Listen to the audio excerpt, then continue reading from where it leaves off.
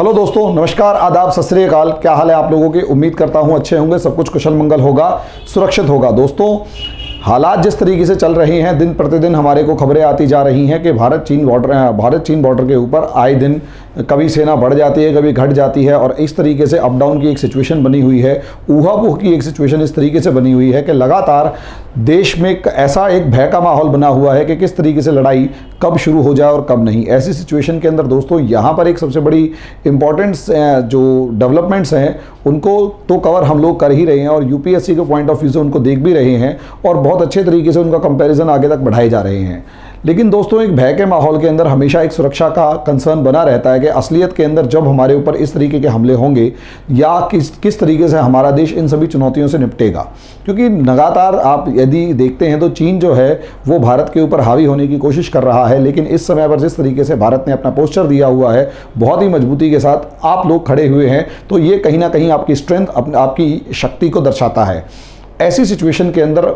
हर इंसान जो है वो ये देखना चाहेगा कि हमारी सेनाएं कितनी प्रबल हैं, कितनी मजबूत हैं। ऐसे में फर्स्ट 2 सेगमेंट्स आप लोगों ने बहुत अच्छे तरीके से देखे और मुझे बड़ा प्यार दिया इस मामले में कि हमारी सेना जो है वो चीन की सेना से किस मामले में कमज़ोर है या ताकतवर है, या हमारी जो एयरफोर्स है वो चीन के से किस मामले में ताकतवर है या कमज़ोर है। ऐसी सिचुएशन में एक थर्ड सेगमेंट भी और आ रहा है, और आज मैं उस थर्ड सेगमेंट को बनाने जा रहा हूँ, जिसके अंदर मैं पूरी की पूरी चाइना और इंडिया की नेवी का कंपेरिजन करवाऊंगा, और साथ में ये भी कोशिश करूंगा आप लोगों को समझाने की कि किस तरीके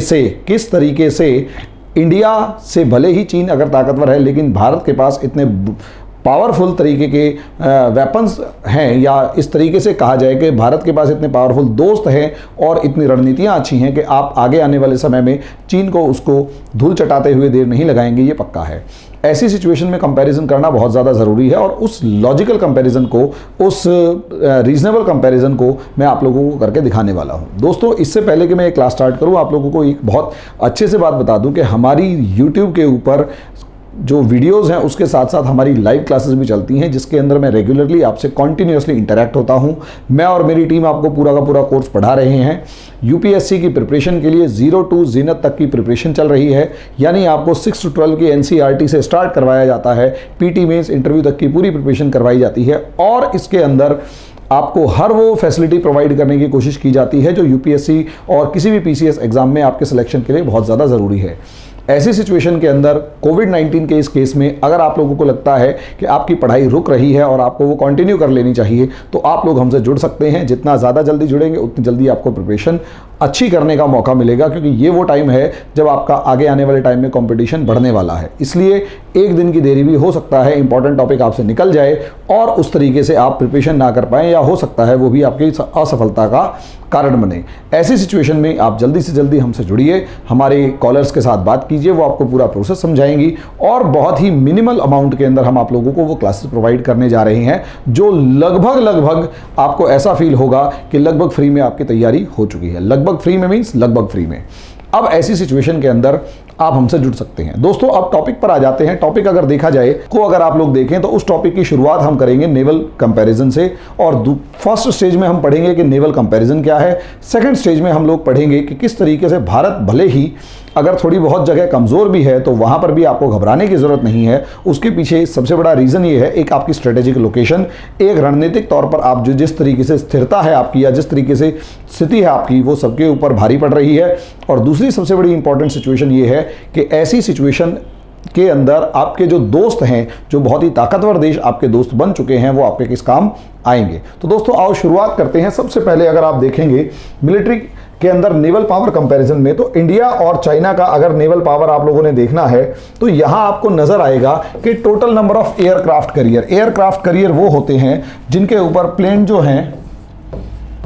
वो लैंड कर सकते हैं और आगे बढ़ सकते हैं। ऐसी सिचुएशन में ये अपने आप में एक चलता फिरता शहर होता है, जिसमें बाकायदा फाइटर एयरक्राफ्ट्स होते हैं, और ये किसी भी देश के ऊपर के ऊपर अगर हमला करे तो उसे तबाह और बर्बाद करते हुए देर नहीं लगाते। इसके अंदर लगभग सभी वो वेपन्स अवेलेबल होते हैं जो किसी भी दूर दराज के दूरस्थ देश को तबाह और बर्बाद करने में यूज़ हो सकते हैं, मिसाइलों से लेकर हर चीज़ लगभग। लेकिन ऐसी सिचुएशन के अंदर यहाँ पर ये नंबर ऑफ एयरक्राफ्ट कैरियर्स, हालांकि इंडिया का एक बन चुका है, एक अंडर ट्रायल है, तो ऐसी सिचुएशन में आपके पास भी 2 हैं और चाइना के पास भी लगभग 2 हैं ऐसी सिचुएशन। और दूसरी सबसे बड़ी बात, चाइना ने ये एयरक्राफ्ट कैरियर पहली बार डेवलप किया है और इंडिया पिछले 50 साल से इस एयरक्राफ्ट कैरियर को लगातार इस्तेमाल करता हुआ जा रहा है, चाहे वो INS विराट हो, चाहे विक्रमादित्य हो, चाहे बहुत सारे दूसरे हुए। इंडिया लगातार इनको डेवलप किए जा रहा है और इसने अपनी युद्ध कौशल को दिखा चुका है। ये अपनी जो वॉर प्रैक्टिसेस हैं, वॉर जो सुपीरियरिटी है वो दिखाई थी जब इसने 1971 वॉर के अंदर कराची के नेवल बेस को बिल्कुल बर्बाद करके रख दिया था, बिल्कुल तबाह और बर्बाद करके रख दिया था और कई साल तक वो कराची का जो नेवल बेस है वो ऑपरेट दोबारा से नहीं हो पाया था। और इसी एयरक्राफ्ट कैरियर्स के दम पर ही, हालांकि भारत को चाहिए 3, अभी 2 हैं, एक खड़ा है जो मतलब ऑपरेशनल है, एक अंडर ट्रायल है और एक अंडर कंस्ट्रक्शन है। 3 चाहिए, भारत के पास 3 हो जाएंगे। चाइना भी इसी तरीके से लगभग 5 के करीब की उसकी डिमांड है जो बढ़ाने की कोशिश कर रहा है धीरे धीरे। ऐसी सिचुएशन में आप लोगों को दिखता है कि यहां लगभग बराबर हैं, क्योंकि चीन जिस तरीके से देश है वहां पर उसको ज्यादा एयरक्राफ्ट्स की जरूरत है और जिस तरीके से आपको देखा जाए, आपके ऊपर दबाव केवल और केवल अपने समुद्री तट, अपनी जो मैरीटाइम कोस्टलाइन, मैरीटाइम जो बाउंड्रीज हैं उनको कवर करना है, अपने समुद्र तटों को कवर करना है, उनको बचाना है। लेकिन चीन को अमेरिका से भिड़ना है। ऐसी सिचुएशन के अंदर चीन को ज्यादा बड़ी फोर्सेस और ज्यादा नंबर ऑफ में एयरक्राफ्ट्स और सब चीजें, ज्यादा नंबर में एयरक्राफ्ट,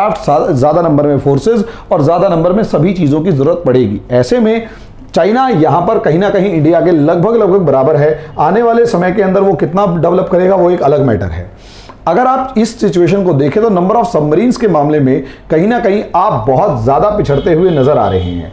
ऐसी सिचुएशन में आप देखें तो आपके पास लगभग 16 है और वो भी 16 भी आधी अधूरी सिचुएशन में ही है, बहुत ज्यादा है नहीं। इसमें एक INS अरिहंत को देख लिया जाए जो कि एक न्यूक्लियर सबमरीन है, उसके अलावा बाकी सारी की सारी डीजल से चलने वाली सबमरीन है। यहां अगर चाइना को भी देखते हैं तो चाइना के पास 74 सबमरीन्स हैं। इसमें भी खास बात यह है कि 15 से लेकर 16 सबमरीन्स ही इसकी मॉडर्न टेक्नोलॉजी के ऊपर हैं और बाकी सारी की सारी उसके पास भी ओल्ड हैं। लेकिन नंबर ऑफ सबमरीन्स जो है, नंबर ऑफ सबमरीन्स इंडिया से कहीं ज्यादा हैं, इंडिया से कहीं ज्यादा है। ऐसी सिचुएशन के अंदर इंडिया के पास, भाई ऑब्वियस सी बात है, एक सबमरीन बनाना अपने आप में एक चैलेंजिंग काम है। इसीलिए इंडिया ने सबमरीन हंटर नाम के जो एयरक्राफ्ट्स हैं, वो सबमरीन हंटर नाम के एयरक्राफ्ट्स जो हैं वो कहीं ना कहीं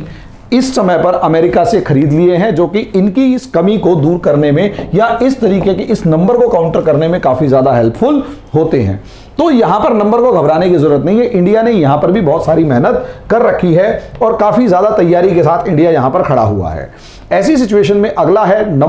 total number of destroyer. Destroyer वो शिप्स होते हैं जिनका काम है दूसरे देश के ऊपर हमला करके सामने वाले के पोर्ट्स को, सामने वाले के नेवल बेस से लेकर उसके एयरक्राफ्ट कैरियर या दूसरे शिप्स को डुबो देना। ऐसी सिचुएशन में यहां पर भी चाइना जो है वो इंडिया से लगभग 3 गुना ज्यादा नजर आ रहा है। ऐसी सिचुएशन में आपको यहां पर भी देख के थोड़ा सा घबराहट सी महसूस भी हो रही होगी कि कहीं ना कहीं ये ज्यादा पावरफुल है चाइना और इंडिया कम पावरफुल है, तो हमारे तटों की रक्षा कैसे होगी। तीसरी अगर सिचुएशन यहां पर देखी जाए दोस्तों, नंबर ऑफ फ्रिगेट्स, ये इसी तरीके के जहाज होते हैं जो कहीं ना कहीं घेराबंदी करने, माइंस को हटाने और दूसरे कामों में काम आते हैं। यहां पर भी आपसे लगभग 4 से लेकर 5 गुना, 4 गुना के करीब की यहां पर फिगर आपको नजर आ रही है कि चाइना के पास ये फ्रिगेट्स जो हैं ये भी आपसे लगभग 4 गुना है, जो बहुत ज्यादा आपको पावरफुल नजर आ रहा है। ऐसी सिचुएशन में और इसी तरीके से नंबर ऑफ कॉर्वेट्स भी अगर आप देखते हैं तो यहां पर भी आपसे लगभग 3 गुना के करीब की सिचुएशन के अंदर चाइना पावर के मामले में चाइना यहां पर भी आपसे 3 गुना ज्यादा ताकतवर नजर आ रहा है। तो आपको हो सकता है ये सारी चीजें सुन के या देख के, सारी चीजें सुनकर या देखकर आपके दिल में थोड़ा सा डर महसूस हो रहा हो। और ऐसी सिचुएशन में जब mine warfare means anti tank mines, वो मतलब एंटी शिप्स जो माइंस होती हैं वो बिछा दे, तो माइन को क्लियर करके चलने वाले जहाज अगर देखे जाएं तो माइन वॉरफेयर यानी समुद्र के अंदर भी जो मतलब सी माइंस बिछा दी जाती हैं जो बाकी बड़े से बड़े जहाजों को तोड़ फोड़ के या बड़े से बड़े जहाजों को डुबो देती हैं। ऐसे में उनको साफ करके आगे चलने वाला जो शिप्स होते हैं उनकी बहुत ज्यादा रिक्वायरमेंट रिक्वायरमेंट होती है। यहां इंडिया के पास 3 और यहां पर 19, देख के दिल दहल रहा है कि कहीं ऐसा ना हो कि हमारे समुद्र तटों के ऊपर चाइना कब्जा कर ले और हालात खराब हो जाएं। कोस्टल पेट्रोल वो शिप्स होते हैं जो देश की तटों की रक्षा करते हैं। ये बहुत ज्यादा हैवी वेपनरी के साथ नहीं होते, लेकिन हाँ ये आसपास बाउंड्री के ऊपर चौकसी बनाए रखते हैं, ये देखने के लिए कि किस तरीके से कौन से शिपमेंट्स या किस तरीके की चीजें समुद्र तट के ऊपर आ रही हैं। ऐसी सिचुएशन में एक चीज यहां न्यूक्लियर वॉरहेड्स को भी अगर देखा जाए कि आप दोनों देशों के पास न्यूक्लियर बॉम्ब्स कितने हैं, तो यहां पर भी आपको नजर आएगा कि इंडिया और चाइना के बीच में एक बहुत ज्यादा बड़ा कंपैरिजन है। 150 से लेकर 320 के करीब का डिफरेंस है, यानी इंडिया के पास 150 है और वो यहां अगर डिफेंस बजट भी देखा जाए तो चाइना का जो डिफेंस बजट है वो इंडिया से लगभग 3 गुना से भी ज्यादा है। ऐसा है कि मोर देन 3 टाइम्स जो है वो चाइना का बजट जो है वो इंडिया से ज्यादा है। ऐसी सिचुएशन के अंदर अगर आप देखें तो इंडिया खासकर नेवल पावर के अंदर कहीं पर भी ठहरता हुआ नजर नहीं आता है। ऐसा लगता है कि इंडिया जो है वो बहुत ज्यादा बुरी सिचुएशन के अंदर चाइना के सामने नजर आएगा, क्योंकि लगभग पूरी की पूरी नेवल फोर्स के अंदर इंडिया चाइना के सामने कहीं पर भी खड़ा होता हुआ नजर नहीं आ रहा है। तो दोस्तों यहां हमारे को इस मैप को दूसरा ये जो मैप है हमें इसके ऊपर ध्यान देना है कि असलियत में हमारे इंडिया की कंसर्न्स क्या हैं या इंडिया का डर क्या है और दूसरी तरफ जो चाइना है उसका डर क्या है, और इंडिया को किस एरिया के ऊपर अपना डोमिनेंस बिठाना है और चाइना को किस तरीके से अपने एरिया के ऊपर डोमिनेंस बिठाना है। इंडिया की स्ट्रेटेजिक लोकेशन दोस्तों इस तरीके से है कि दुनिया के बहुत ज़्यादा इंपॉर्टेंट ट्रेड रूट के ऊपर इंडिया मौजूद है। ऐसी सिचुएशन में इंडिया को कहीं दूर जाकर बहुत ज़्यादा अपना टेंशन लेने की ज़रूरत नहीं है, क्योंकि इंडिया इतनी स्ट्रेटेजिक लोकेशन पर है कि बहुत ज़्यादा बड़े अमाउंट में ऑयल हुआ या ट्रेड हुआ वो इंडिया के पास से ही होकर गुजरता है। और सबसे ज़्यादा इंपॉर्टेंट स्ट्रेटेजिक लोकेशन पे आपके यहाँ पर अंडमान और निकोबार आइलैंड्स मौजूद हैं। ऐसी सिचुएशन के अंदर अगर आप देखें कि यहां जिस तरीके से आपकी इंडियन नेवल फोर्स मौजूद है, यहां आप लोग आराम से देख सकते हैं कि इंडिया की स्ट्रेटेजिक लोकेशन यहां पर इस तरीके से है कि दुनिया का लगभग हर देश आपके ऊपर डिपेंड करता है। वहीं अगर और आपको यानी इंडिया को सिर्फ और सिर्फ इस इलाके का ध्यान रखना है, जो कि अपने आप में बहुत ज़्यादा नहीं है या बहुत ज़्यादा प्रॉब्लमेटिक नहीं है। और दूसरी सिचुएशन के अंदर यहाँ पर ये समझ लीजिए कि आपके पड़ोसियों में चाहे वो पाकिस्तान है, चाहे वो श्रीलंका है, चाहे वो बांग्लादेश है, चाहे वो यमन, ओमान से लेकर म्यांमार, थाईलैंड, मलेशिया या इंडोनेशिया हो गए,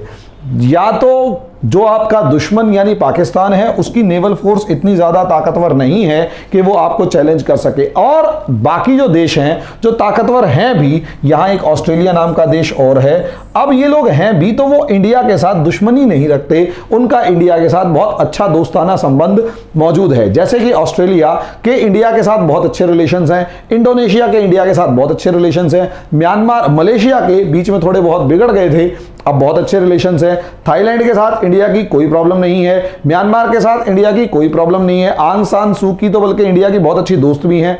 बांग्लादेश कोई ऐसी खास प्रॉब्लम नहीं है। ऐसी सिचुएशन में इंडिया को अपने बॉर्डर्स के मामले में, खासकर अपनी मैरीटाइम बाउंड्रीज के मामले में, समुद्री तटों के बारे में दुखी होने की बहुत ज्यादा जरूरत नहीं है। वहीं अगर चीन को देखा जाए तो चीन का तट, ये जो समुद्र तट है, ये भले ही, ये जो सी कोस्ट है, ये भले ही कितना है, ये इंडिया से अप्रोक्सीमेट कंपैरिजन में ज्यादा है, लेकिन यहां पर दूसरी इसकी सबसे बड़ी सिचुएशन, क्योंकि चाइना आदत से मजबूर है और लगभग हर किसी से प्रॉब्लम क्रिएट किए रखता है, ऐसी सिचुएशन में चाइना जो है उसका जापान के साथ 136 का आंकड़ा है, ये सबको पता है। चाइना का यहां बिल्कुल नाक के नीचे ताइवान, इसके साथ 36 का आंकड़ा है, सबको पता है। चाइना इस पूरे साउथ चाइना सी पर कब्जा करके इस 9 डैश लाइन को मानता है कि ये पूरा साउथ चाइना सी मेरा है। ऐसी सिचुएशन में वियतनाम के साथ चाइना का 36 का आंकड़ा है, फिलीपींस के साथ चाइना का 36 का आंकड़ा है, मलेशिया, सिंगापुर, इंडोनेशिया, ऑस्ट्रेलिया और साथ में यूएसए और साथ में यूनाइटेड स्टेट्स ऑफ अमेरिका, इन सभी देशों के साथ चाइना का लगभग 36 का आंकड़ा है। इंडिया और पाकिस्तान की जिस तरीके से दुश्मनी है उससे कहीं ज्यादा खतरनाक लेवल की दुश्मनी जो है वो जापान और चाइना की है, साउथ कोरिया और चाइना की है, ताइवान और चाइना की है, इसी तरीके से फिलीपींस और चाइना की है, वियतनाम और चाइना की है, Indonesia, Malaysia, Singapore, Brunei, Australia, ये सारे, और यूएसए 36 का आंकड़ा आप लोगों को नजर आ ही रहा है। असलियत में चाइना को अपनी सारी की सारी नेवल फोर्स इंडियन ओशियन में डिप्लॉय करने के लिए इन सभी कंट्रीज को इग्नोर करना पड़ेगा। अगर आप काउंट करना शुरू करें तो south Korea, Japan, Taiwan, Philippines, Vietnam, Malaysia, Singapore, Indonesia, Australia और यूएसए, ऐसे लगभग 11-12 देशों को अगर आप इग्नोर करके, 11-12 फोर्सेस को इग्नोर करके अगर आप इंडिया से लड़ने आते हैं तो यकीन मानिए इंडिया, चाइना की जो फोर्सेस हैं वो मैक्सिमम 4 टाइम्स और 3 टाइम्स के कंपैरिजन में थी या 5 टाइम्स के कंपैरिजन में थी, लेकिन इंडिया के कंपैरिजन के अंदर चाइना के जो दुश्मन हैं वो 100 टाइम्स हैं। इतना समझ लीजिए, 100 टाइम्स अगर ज़्यादा लग रहा है तो 12 टाइम्स हैं। इंडिया यहाँ पर पाकिस्तान के साथ दुश्मनी रखता है और किसी के साथ दुश्मनी नहीं रखता, लेकिन चाइना को इन 11-12 दुश्मनों को झेल कर, चाइना इन 11-12 दुश्मनों को झेल कर तब जाके वो इंडियन ओशियन के अंदर आकर ये कहेगा कि मुझे इंडिया से लड़ना है। ऐसी सिचुएशन के अंदर अगर आप लोगों को उस पूरी वॉरशिप या पूरी पनडुब्बियां या सब कुछ को देख रहे हैं तो ऐसी सिचुएशन में चाइना कभी भी अपनी पूरी फोर्स को इंडिया के अगेंस्ट खड़ा करने की जरूरत नहीं करेगा। और जिस तरीके से जापान के साथ, थाईलैंड के साथ, यूएसए के साथ, ऑस्ट्रेलिया के साथ, साउथ कोरिया के साथ इंडिया के बहुत अच्छे रिलेशंस हैं, लाजवाब रिलेशंस हैं, ऐसी सिचुएशन में चाइना कभी भी नहीं चाहेगा कि इंडिया के अगेंस्ट आकर खड़ा हो या पूरी की पूरी फोर्सेस यहां लाकर खड़े करे। इसीलिए आप लोग अगर टोटल कंपैरिजन देखते हैं तो भले ही यहां पर इंडिया नंबर में कम हो, लेकिन दुश्मनी में देखते हो अगर चाइना पावर में ज्यादा है तो दुश्मन भी उसके बहुत ज्यादा हैं। ऐसी सिचुएशन में इतने सारे दुश्मनों को देखते हुए चाइना की जो नेवल फोर्स है वो इंडिया के कंपैरिजन में बहुत ज्यादा कम पड़ती है। भाई सीधी सी बात है, अगर आप इस फ्रिगेट की ही बात कर रहे हैं, यहां पर अगर आप कोस्टल पेट्रोल या इससे ऊपर के जो दूसरे शिप्स जैसे कि मान लिया टोटल मरीन माइन वॉरफेयर, या फिर आप यहां पर कॉर्वेट्स की बात कर रहे हो या फिर यहां पर फ्रिगेट्स की बात कर रहे हो, तो अगर इंडिया और चाइना की फ्रिगेट्स के अंदर 4 गुना का फर्क है तो भाई दुश्मनों को अभी तो 12 गुना का फर्क है। और अगर आप इसे 12 से डिवाइड करते हो तो चाइना कितनी भी ताकत लगा ले, 4 से ज्यादा फ्रिगेट्स आपके इंडिया तक नहीं भेज सकता। ऐसी सिचुएशन के अंदर ये एक बहुत इंपॉर्टेंट डिप्लोमेटिक विक्ट्री होती है। और यहां याद रखिएगा ये इंटरनेशनल रिलेशंस हैं और इंटरनेशनल रिलेशंस के अंदर लड़ाइयां जो हैं वो दोस्तों के साथ मिलकर डिप्लोमेसी यानी कूटनीति से जीती जाती हैं। अपनी मस्कुलर पावर होनी चाहिए, अपनी जो मसल्स हैं उसकी पावर होनी चाहिए, मिलिट्री, एयरफोर्स और नेवी स्ट्रांग होनी चाहिए। लेकिन कहीं ना कहीं मिलिट्री, एयरफोर्स और नेवी के स्ट्रांग होने के साथ साथ आपके दोस्त भी इस हद तक मजबूत होने चाहिए कि मुसीबत के समय आपसे आपके साथ ना खड़े हो तो कम से कम आपसे दूर भी ना खड़े हो। यहां पर आपके लिए पाकिस्तान को छोड़कर कोई भी देश ऐसा नहीं है जो आपके विरोध में खुल्लम खुल्ला आएगा। यहां तक कि नेपाल को अगर आप देखें तो नेपाल के जो प्रधानमंत्री ओली, पीएम ओली हैं, इनके हालात दिन पर दिन खराब होते जा रहे हैं। केपी शर्मा ओली जो हैं उनके हालात दिन पर दिन खराब होते जा रहे हैं और वो किसी भी समय पर कुर्सी से उठा के उन्हें पटका जा सकता है। ऐसी सिचुएशन में आप देखें तो नेपाल भी आपके खिलाफ कोई किसी भी तरीके की कोई दुश्मनी पाले हुए नहीं बैठा हुआ और ये ऑल वेदर फ्रेंड इंडिया का बना रहेगा। भूटान आपका फ्रेंड है, बांग्लादेश आपका फ्रेंड है। ऐसी सिचुएशन के अंदर चाइना जो कि 12 देशों के साथ समुद्री सीमाओं के अंदर उलझा हुआ है, 12 देशों के अंदर अपनी मैरीटाइम बाउंड्रीज को लेकर उलझा हुआ है और साउथ चाइना सी उसके लिए एक बहुत बड़ा सरदर्द है या बैटल ग्राउंड है। ऐसी सिचुएशन में चाइना जितना मर्जी आपसे नेवल पावर में ताकतवर क्यों ना हुआ, हालांकि मैं ये नहीं कहता कि हमें अपनी नेवल पावर नहीं बढ़ानी चाहिए, लेकिन जिस हिसाब से आपकी कोस्टल बाउंड्रीज है और जिस हिसाब से आपके दुश्मन जो आपके पड़ोसी देश अपनी सेना को बना के रखे हुए हैं, ऐसी सिचुएशन में आपको घबराने की जरूरत नहीं है। और फिर भी इन वन टाइम, एक बार को यदि फिर भी अगर आप देखते हैं, या यूं कहें कि अगर मान लिया एक बार को चाइना अपनी पूरी फोर्स लेके इंडिया के सामने आकर खड़ा हो गया, तो दोस्तों तब भी आप स्ट्रेटेजिकली इतने मजबूत सिचुएशन में हैं कि यहां पर आपके पास अंडमान निकोबार आइलैंड मौजूद है, अंडमान निकोबार आइलैंड मौजूद है। और इस अंडमान निकोबार आइलैंड को अगर आप लोग देखते हैं तो ये बहुत स्ट्रेटेजिक लोकेशन पर है, जो भी ट्रेड रूट है वो यहां से जाता है और चाइना की कोई भी फ्रिगेट होगी वो यहां से निकलने की कोशिश करेगी। ऐसी सिचुएशन में आप इस नैरो ओपनिंग के ऊपर पूरे के पूरे तरीके से चाइना को कंट्रोल कर सकते हैं, एक भी शिप बाहर नहीं आने देंगे, ये पक्की बात है। और चाइना के जितने भी ऑयल जो रिजर्व्स हैं या ऑयल जो सप्लाई है उसे रोकने की आप पूरी हिम्मत रखते हैं। लोग यहां पर कहते हैं कि चाइना ने अपने नेवल बेस कहीं ना कहीं पाकिस्तान के अंदर चाबहार पोर्ट, ओमान और उसके बाद जिबूती के अंदर अपना एक नेवल बेस बना लिया है, केन्या में एक पोर्ट उसके अंडर में है, तंजानिया में एक पोर्ट उसके अंडर में है, मॉरिशस से भी उसने एक पोर्ट ले रखा है, और उसके बाद सबसे बड़ी बात यहां पर क्या नाम है, मालदीव्स के अंदर श्रीलंका का हम्बन टोटा। और यहां पर ये सारी सिचुएशन अगर आप देखते हैं तो यहां पर आप लोगों को चाइना की डोमिनेंस जो है प्रेजेंस नजर आती है, लेकिन यहां पर बहुत ज्यादा नेवल फोर्सेस इसने डिप्लॉय नहीं कर रखी, अपने कंट्रोल में ले लिया कि इनको कल को इस्तेमाल करेगा। लेकिन जब वो इस्तेमाल करेगा तो यहां पर दो कंट्रीज आपके फेवर में लगभग हमेशा खड़ी हुई हैं, एक है ऑस्ट्रेलिया और दूसरा है यहां पर यूएसए का एक डियो गॉर्शिगो नाम का एक बेस है। माना अमेरिका डियो गॉर्शिगो से चाइना को काउंटर नहीं करेगा या इंडिया के फेवर में नहीं आएगा, कोई बात नहीं, मान लिया एक बार को इंडिया के फेवर में नहीं आया, लेकिन इंडिया का बने रहना और इंडिया का इंडियन ओशियन में कमजोर ना होना यूएसए के फेवर में है। यानी इंडियन ओशियन में अगर इंडिया ताकतवर है तो वो यूएसए के फेवर में है। ऐसी सिचुएशन में यूएसए कभी नहीं चाहेगा कि चाइना इस तरीके से घेर कर आपको रोके। लेकिन यहां पर इसे नॉर्मली कहा गया स्ट्रिंग ऑफ पर्ल्स,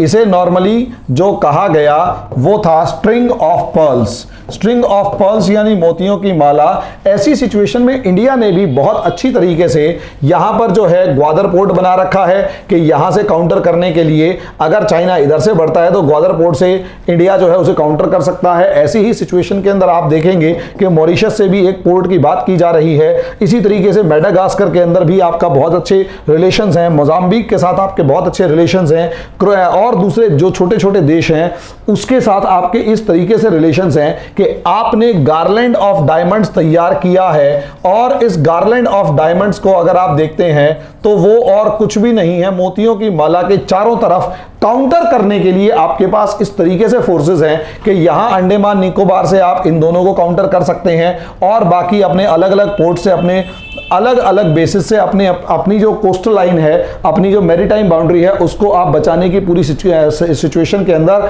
मौजूद है। ऐसी सिचुएशन में घबराने की कोई जरूरत नहीं है, क्योंकि चाइना भले ही आपको ताकतवर यहां पर नजर आ रहा हो, लेकिन कई बार कागज के शेर होते हैं जो बहुत बड़े तो नजर आते हैं लेकिन अंदर वो खोखले होते हैं। यही यहां पर आपको वो सिचुएशन नजर आएगी। और सबसे बड़ी बात, आप लोगों के जिस तरीके से दोस्त हैं उसमें सबसे बड़ा इंपॉर्टेंट दोस्त जो बार बार मैं कहता हूं क्वाड, वो इंपॉर्टेंट दोस्त है। और क्वाड का मतलब यह है कि 4 देशों का एक समूह है जिसमें इंडिया के साथ जापान, अमेरिका और ऑस्ट्रेलिया मौजूद हैं। ऐसी सिचुएशन के अंदर इंडिया कभी भी हार मानने वाला नहीं है। इस क्वाड की फॉर्मेशन लगातार बनती चली जा रही है और धीरे धीरे इस तरीके से ताकतवर होता जा रहा है कि आने वाले समय के अंदर चाइना को ही घेर के मारने की पूरी तैयारी यहां पर हो चुकी है। और यकीन मानिए दोस्तों, हालात इस तरीके से जिस तरीके से बन रहे हैं और चाइना जितना ज्यादा बाहर एग्रेसिव हो रहा है, वास्तव में अंदर से चाइना उतना ज्यादा कमजोर हो रहा है। और इसके अंदर वो जो चाइनीज कम्युनिस्ट पार्टी और उनके जो प्रीमियर हैं शी जिनपिंग, वो और ज्यादा कमजोर होते जा रहे हैं। इसलिए बॉर्डर पर एग्रेशन